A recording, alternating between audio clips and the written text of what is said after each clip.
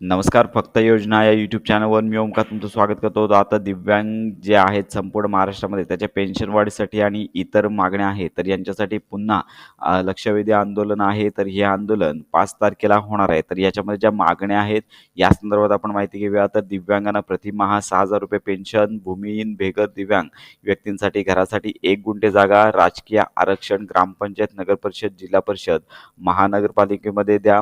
त्यानंतर पाहू शकता की सरकारी अनुदानावर पुणे जिल्ह्यात चालू असलेल्या दिव्यांग कर्मशाळांमध्ये सेवानिवृत्ती व इतर कारणांमुळे रिक्त झालेल्या जागेवर दिव्यांग व्यक्तीची पदभरती करण्यात यावी. MIDCमध्ये दिव्यांगांना 4% रोजगार उपलब्ध करून द्यावा. ग्रामपंचायत, नगरपरिषद, महानगरपालिका हद्दीतील दिव्यांगांना व्यवसाय करण्यासाठी गाळे स्टॉल. औंध जिल्हा रुग्णालय येथे 5% दिव्यांग निधीमधून जिल्हा दिव्यांग पुनर्वसन केंद्र इमारतीचे बांधकाम सुरू आहे.